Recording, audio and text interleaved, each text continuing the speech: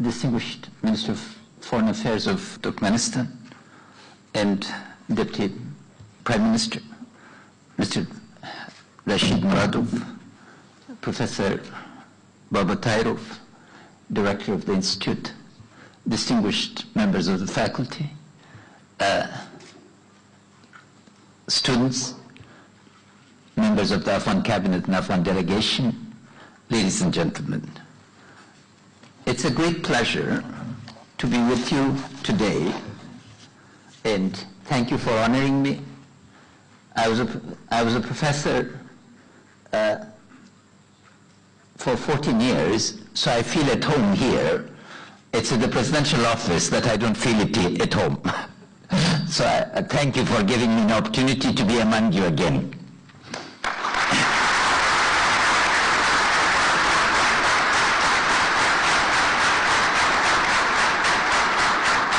My remarks are in three parts. First, I'll describe an enduring partnership, a very special relationship between Afghanistan and Turkmenistan.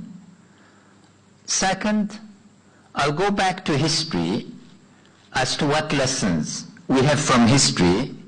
And third, I'll focus on the skills and perspective necessary to expand this relationship. First, today we've signed a strategic partnership agreement between Afghanistan and Turkmenistan. This is a partnership agreement without an expiry date. What does that mean, to have a partnership without an expiry date? It means that you and your children and your grandchildren and your great-grandchildren are going to be carrying this partnership.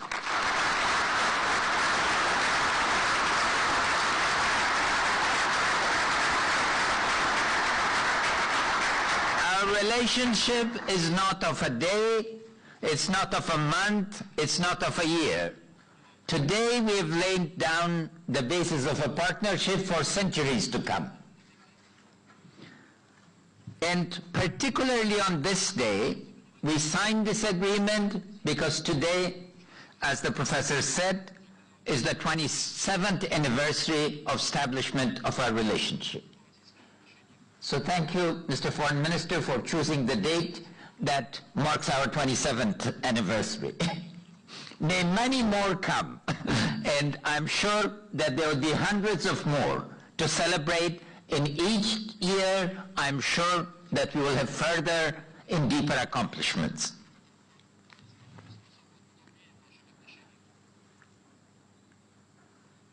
What have we achieved in the last 4.5 years?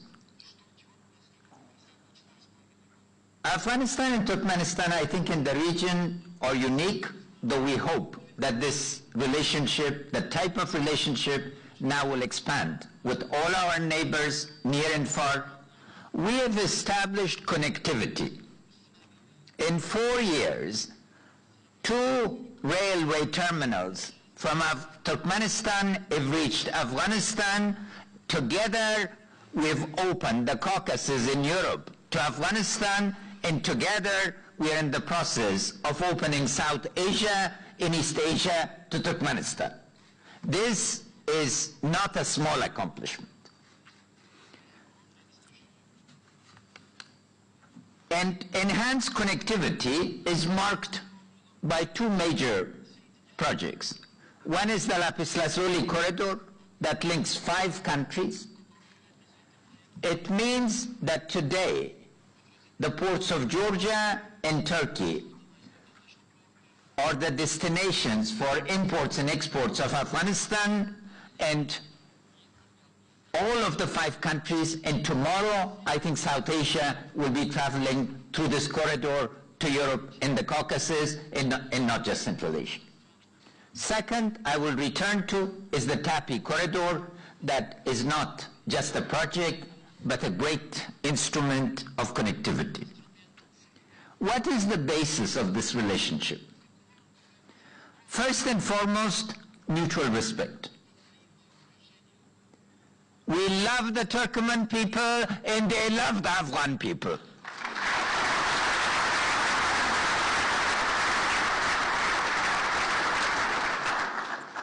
Second, it's mutual interest. Together, we've been able to turn Turkmenistan's energy surplus into income for Turkmenistan and hopefully light for millions of people in Pakistan, India, and Afghanistan. Mutual interest means that each year our trade is increasing, our understanding is deepening, and the areas of cooperation are broadening. The third is a mutual future. The future of Afghanistan and Turkmenistan are linked, ladies and gentlemen. You, as the young generation of the diplomats of Turkmenistan, and your colleagues in Afghanistan are going to be carrying this torch of a common future to all corners of the world, saying, look at a model relationship. So it's important to understand that we are not just operating in today. Every year, this partnership based on mutual respect and mutual interest is going to be broadened.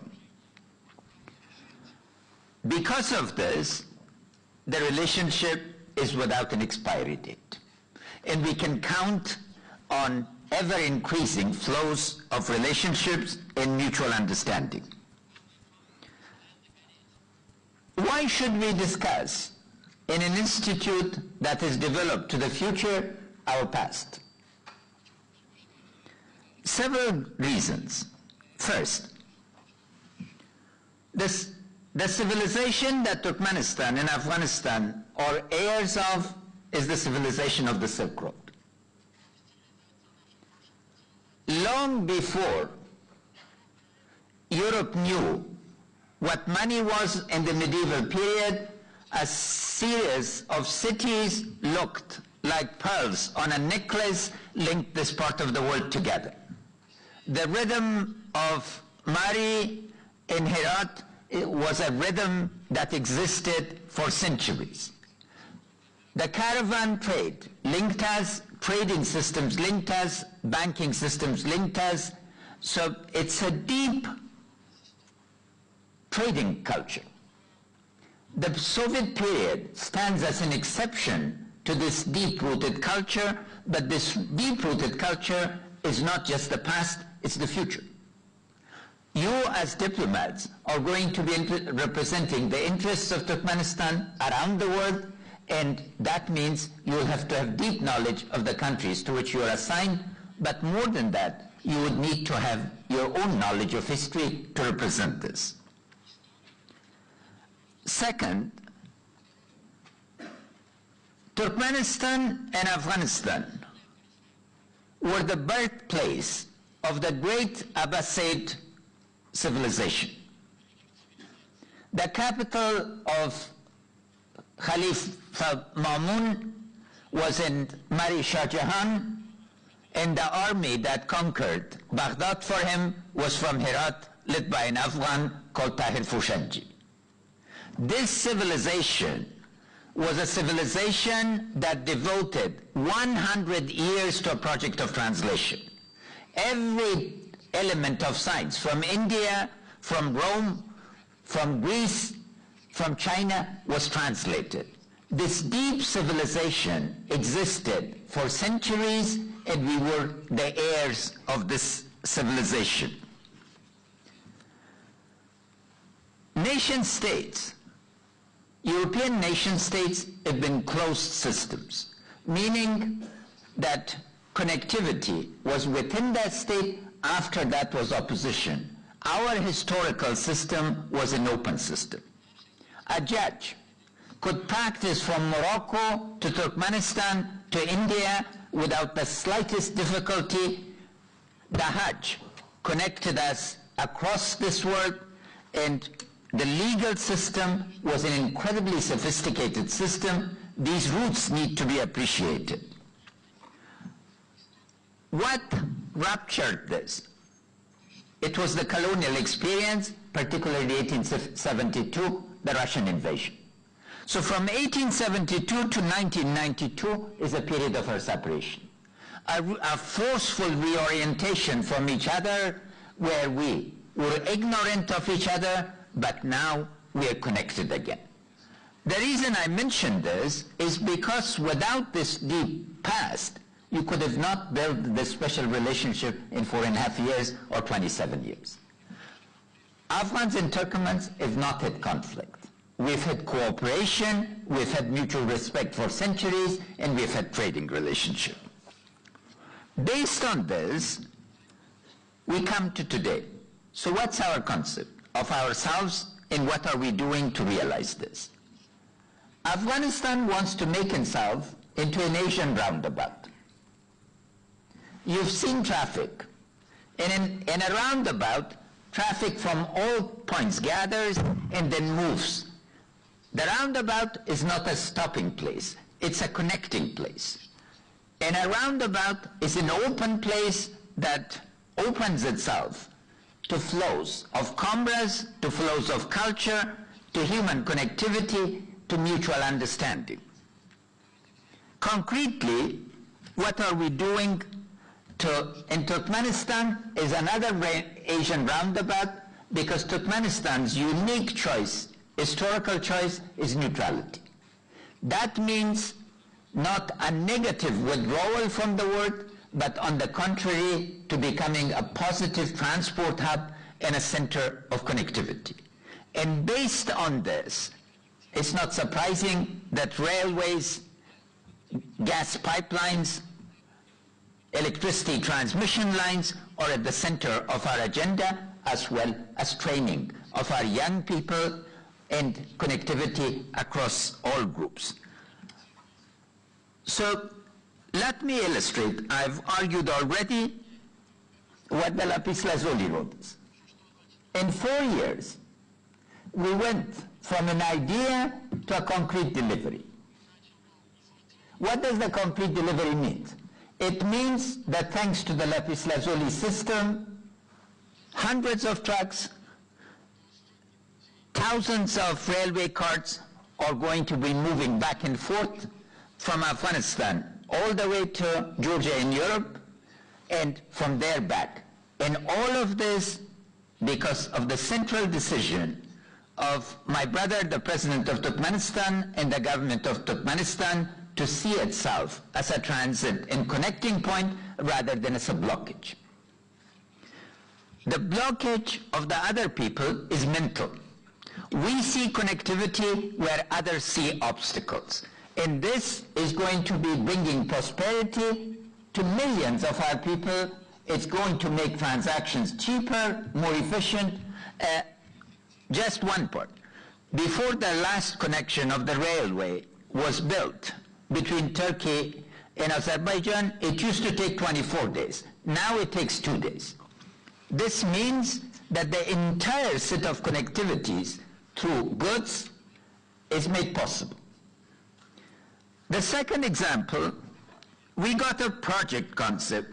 It said the Turkmenistan, Afghanistan, Pakistan, India pipeline is a project. This project had been on the books for nearly 2 decades. But we made it into reality. And not only is it now reached Herat border, our border in Afghanistan, all the elements of making it happen is literally taking place. Something that was unbelievable and people thought it was a figment of imagination is now becoming a reality. Millions of people in the subcontinent are going to have light and energy. And this translates to income, to enormous set of opportunities, into enduring change in relationships of Turkmenistan. But how did we change it from a project to a corridor? Because now, project is an individual thing, a pipeline. What did we do? First, we said, let's add a power line to the pipeline. That is called TAP, the Turkmenistan, Afghanistan, Pakistan transmission line. And the test of the pudding is that, of the idea, is that a private investor from Turkey is now willing to invest over $1 billion, probably closer to $2 billion, to make this happen. Why would the private sector come if they could not make profit from it? 3, we said, if you are having a pipeline and a transmission line, why not add a fiber optic line to it? And what does the fiber optic line do? This fiber optic line will connect China, India, Pakistan, through Turkmenistan to the huge European and Caucasus. And this is the beginning. So the 4th thing we said, well, does this corridor make sense without a railway? And the first step of that was that from Mari to Herat, the railway had not been completed. Because of this, the connectivity to Herat happened just by building those missing link between Mari and Herat. Now the railway is allowed us to have a dry port, and today we've reached agreement that 120 kilometers of railway from Turkmenistan to Herat is going to be built. And of course, with this is Afghanistan's ring road, but with this possibility, the ring road is going to expand. And along this road, we have 4 airports. The airport in Herat, the airport in Farah, the airport in Helmand, and the airport in Kandahar. You'll suddenly see that going from an isolated project that would focus just on gas, now it's a rich, dense area of connectivity. This is equivalent to building a new Amur River or a Helmand River. It's going to become a huge center of flows and connectivity. So the fate and interest of people in Afghanistan and Turkmenistan gets not only linked to each other, it gets linked to all our neighbors and partners in these projects.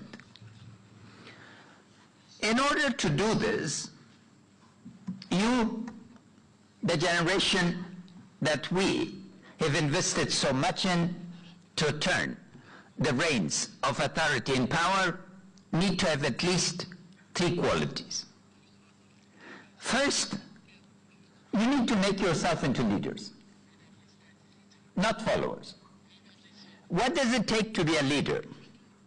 A leader must have imagination. A leader must say no to the impossible. A leader must be able to think how to overcome the odds so what seems incredibly difficult actually becomes possible. The job of leadership is to make the impossible possible. It is to create opportunities not just by words but by deeds, and to build the sort of relationships that results in mutual interest, mutual respect, and a mutual future. When I came to Turkmenistan, I read every single speech of your distinguished president. Leadership is hard work of detail. Because in the first 15 minutes of a discussion with another leader, either you make it or you break the relationship. Diplomacy, young colleagues, is enormously creative work, but it's also the discipline of detail. You need to know what is on the mind of your counterpart. What does she or he think? What are their priorities? How do you fit within those, and how do you create that thing? Leadership is also about explaining a very difficult idea in terms that can be understood. So from a project to a corridor is where the conceptual part of it goes. Building the relationship is central. Why do President Berdi Mahamadov and I insist on seeing each other at least once, if not twice a year? Because without a dialogue, without a face-to-face interaction, despite the age of communication, you cannot build that chemistry. in chemistry is essential to building trust because billions of dollars, millions of lives are at stake with the task of leadership. Two, you need to be managers. If you're not managers, leadership is not enough. Meaning, some jobs are 90% leadership, 10% management. Most jobs are 90% management, 10% leadership. Meaning, if you promise that a line is going to be built and it's not going to be built, it's not going to result in trust. So the task of management is a very different task. Complementary, some people, and I'm very honored and pleased that my colleagues who are with me are both leaders and managers, but a lot of people are either leaders or managers. You need to be able to have the discipline of detail to make things happen. And management is about knowing every one of your promises, following up on it. If you don't follow up and you don't make it happen and you forget to build a schedule, that small things like missing an appointment can cause huge losses in opportunity. So the task of management is to deliver results. It's managers that deliver results. It's like a building. You know, you build an institute. If this hall did not exist, we would have to be interacting very differently. Details of getting management right is teamwork. And without understanding, and while leadership might be an art, management definitely is a discipline and a science. It's about knowing how to build schedules, how to get resources, how to manage people, but more significantly, it's knowing about how to bring people together. And the last quality is perspective. You have to have a sense of the future. The potential. Most leaders and managers operate just with the present framework. They miss the great latent assets. They only look at what has been routine. A latent asset is an asset that is there but without utility. That you cannot put it into money, you can translate into relationship. And the greatest latent asset is Central Asia's energy. It cannot be sold to the rest of Central Asia. But South Asia and then Middle East are desperate for this, as is East Asia. It takes the type of leadership of President Berdi Muhammadov to be able to see this potential, to bet on places. If it were not him, Afghanistan that I inherited and I became leader of, and my colleagues, was a place that everybody else saw problems, terror, etc. President Berdi Muhammadov had the perspective to see in Afghanistan with the distinguished foreign minister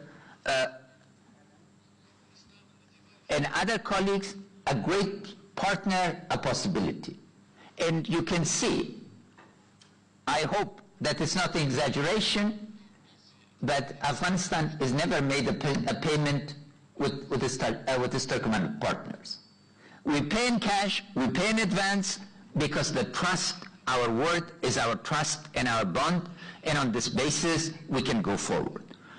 So to come back and summarize, Afghanistan and Pakistan and Turkmenistan have created an enduring partnership. It is your generation's job to turn this partnership that legally is enduring, economically is enduring, culturally is enduring, into a sustainable, ever-expanding set of relationships. Our past is important in envisaging the future because we are part of a common civilization. Islam, now with extremism and radicalism, is not the Islam that we believe in, that we practice, that we have inherited from our ancestors. There is enormous amount of our culture of the past that is really made for the 21st century. Openness, hospitality, interactions, in deep sets of relationships, seeing language as a means of connectivity rather as a means of separation. In three, Afghanistan and Turkmenistan are engaged in world-class projects that will transform our lives together. Success of these projects is going to require your commitment. It is going to require your diplomacy to be able to create the type of relationship that Afghanistan and Turkmenistan have created together with all our neighbors. Our view of our neighbors is plus. We need to take all the obstacles, turn them into opportunities, and be able to live a life of decency, integrity, and connectivity. Connectivity is not railways. It's not power lines. It's not gas pipelines. Connectivity is human. It's at the human level that we connect deeply together, because power lines do not understand mutual respect. They understand system connections, synchronization. Human beings are complex, but human beings are the key agents of change. And I believe that the current and the future generations of Turkmens and Afghans have the judgment and the capability to make this great relationship thrive. May we ever live in peace, dignity, and mutual prosperity. Thank you.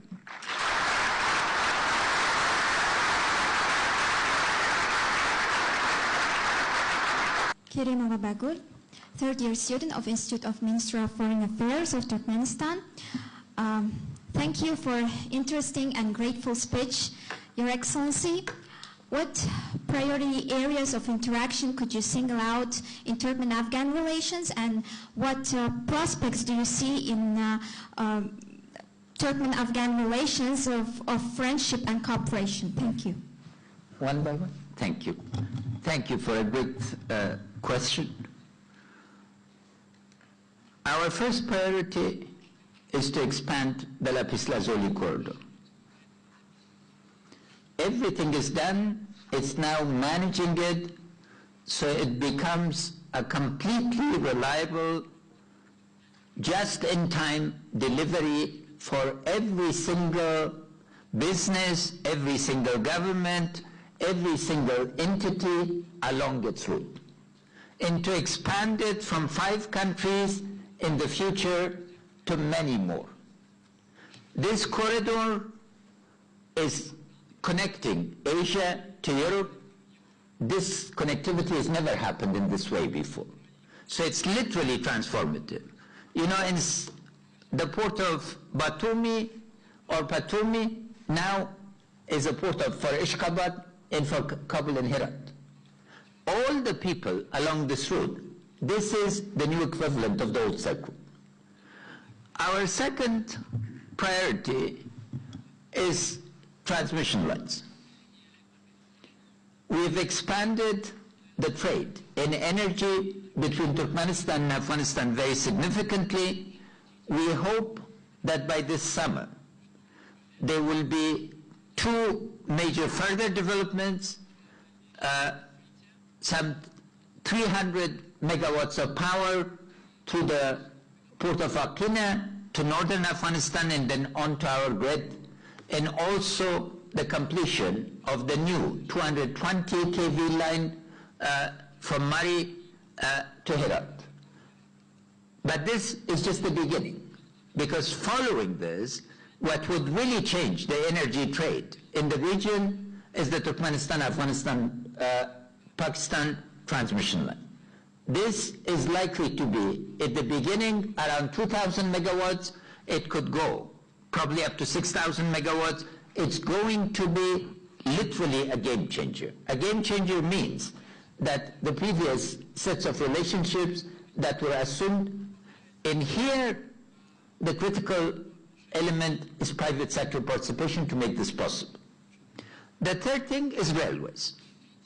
We've just agreed to 2 new lines of railway from Turkmenistan. One is Akina to the city of Ankhoy. It's a 30-kilometer line, and we agreed, and it's going to go towards implementation. The second one is a 120-kilometer railway from Turgundi airport with Turkmenistan dry port with Turkmenistan to the city of Iran. After this, these are immediate things. I'm bringing this to your attention because to say we've not sat and talked in the last 4 years, we've connected. We've created reality. The reality 4.5 years ago was goodwill between the two countries. Today, it's mutual interest, millions, hundreds of millions of dollars of transactions in a year. The next and the greatest issue for us is the corridor that I described to you, the TAPI corridor, to make TAPI happen and all its related components. Within this context, we need to think big about energy, and that means thinking through about other pipelines, not just to Pakistan and India, to Afghanistan, but hopefully to other countries. Railway connectivity and fiber optics is going to be, again, something that is going to transform lives because we are in the digital economy. We're in the 4th industrial revolution.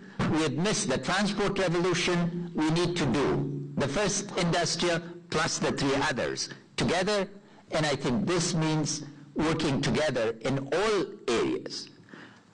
The human part of this, with, I hope that there are some Afghan students here. If not, I would urge you to make a friend among an Afghan student. I would like to invite you to come to Afghanistan whenever you can to make friends. It's the friendships that are the deepest part of our relationship, because it's only by knowing each other, understanding each other, establishing common frameworks that we are going to go. In the area of diplomacy, we see eye to eye because it's the counterterrorism strategy of the UN, mutual respect based on sovereignty, territorial integrity, respect for systems that provides the basis of our relationship. This is a great relationship already. We need to make it much greater, and I'm sure your generation will do this.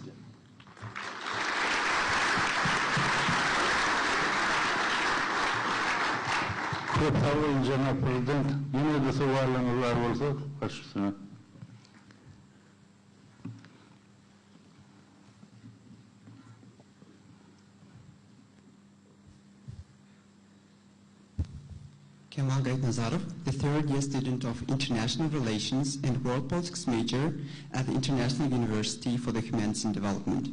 Your Excellency, as you have already mentioned, today we are celebrating the 27th anniversary of establishment of diplomatic relations between Turkmenistan and Islamic Republic of Afghanistan.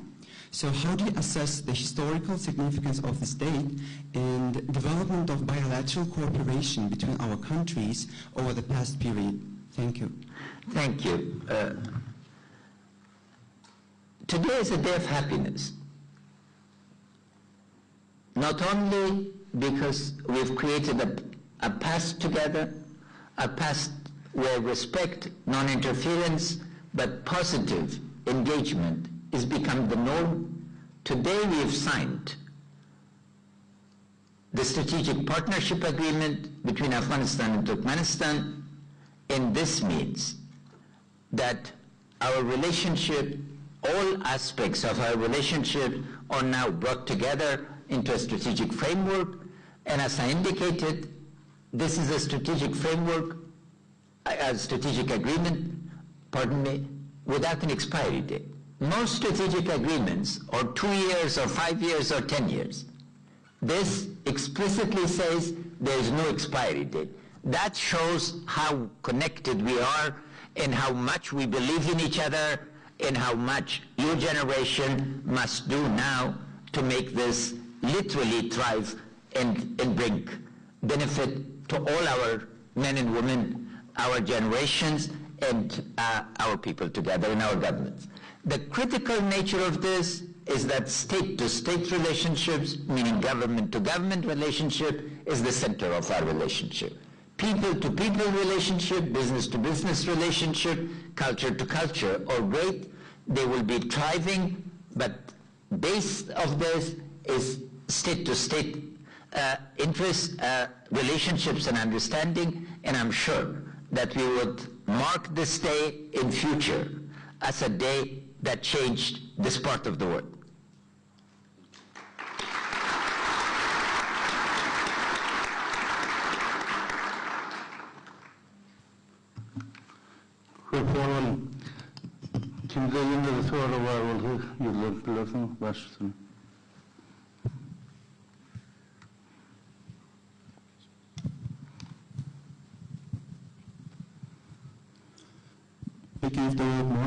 I'm the third-year student of the Institute of International Relations of the Ministry of Foreign Affairs of Turkmenistan.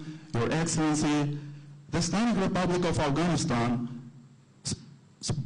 the Islamic Republic of Afghanistan supports the international legal status of Turkmenistan. What do you think the significance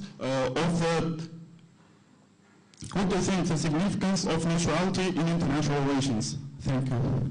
Thank you. Thank you for a great question.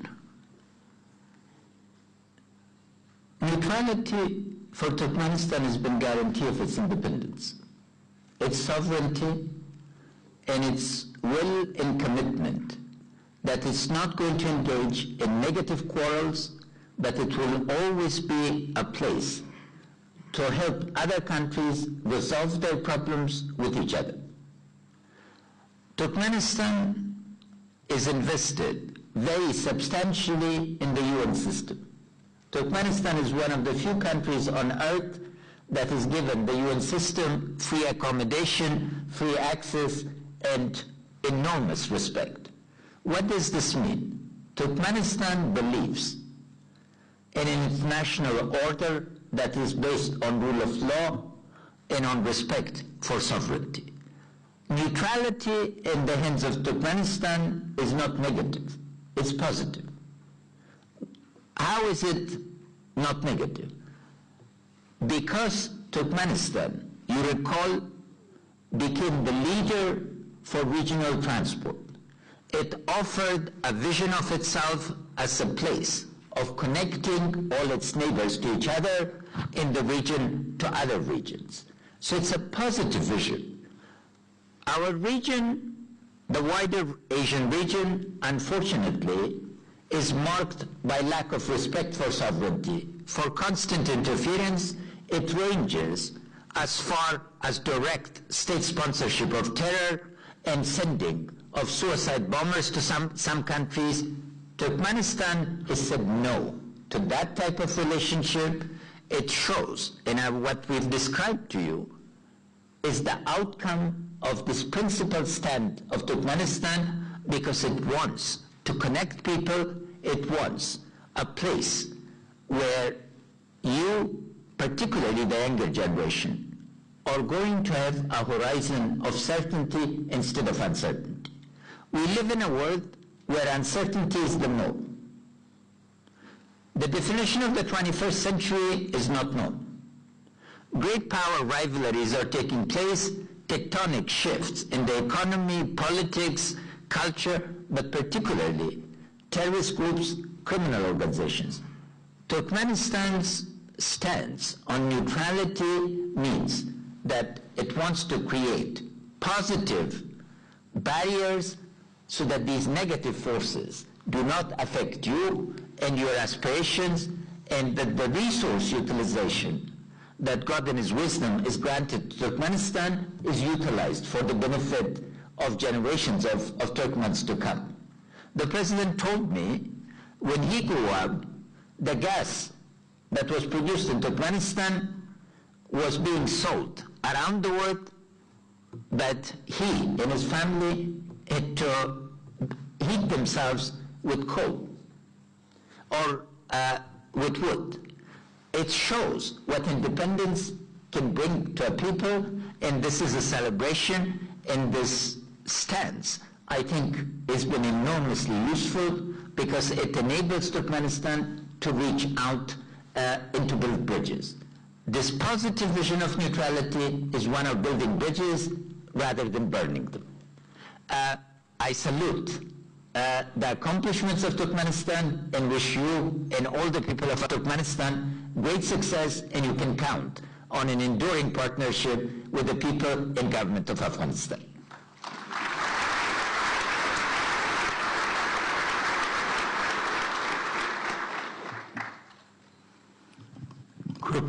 Cenab President. Yine de kimde ne ehliyeti varlarımız var. Başlayın. Good day, Your Excellency. I'm Zaliha Nuriagdiva, the third-year student of International Relations and World Politics major in International University for the Humanities and Development.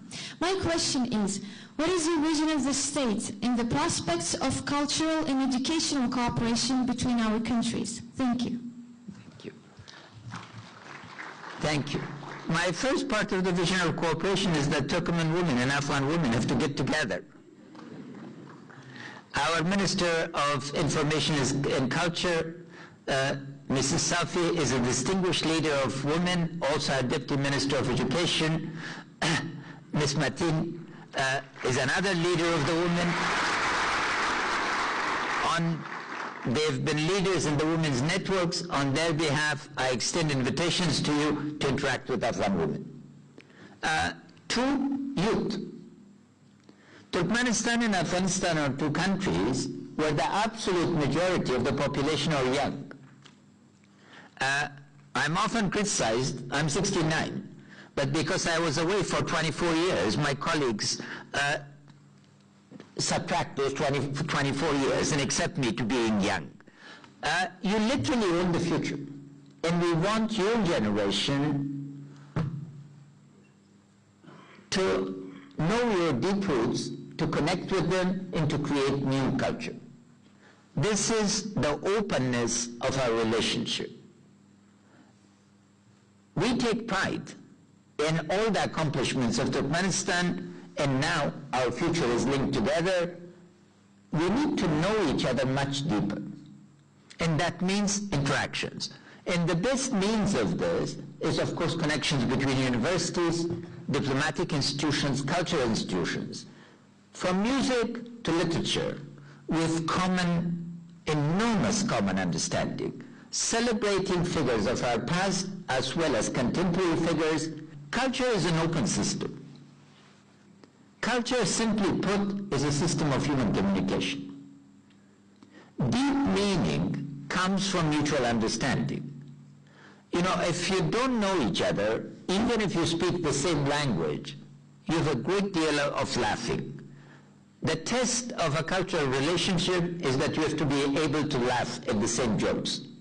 And that, I think, we have the ability to, the same things should make you give you tears of joy, and the pain and the joy need to be brought together. When we feel each other's pain, that means our common humanity is respected. When we share deeply in each other's accomplishments, and tears of joy come instead of tears of sorrow, that means connectivity. What's the role of the state? The state must orchestrate, regulate, and facilitate this relationship. And this is what we are about, and I'm very confident that our cultural relations will expand. You know, carpets are a means of connection. 1 million Afghan, most of them women, are working in the carpet industry. Turkmenistan celebrates a day especially for carpet, and it's great. It's the only country that I think I know that is a ministry of carpet. So from material culture to poetry to music, but particularly, please understand the language of these projects.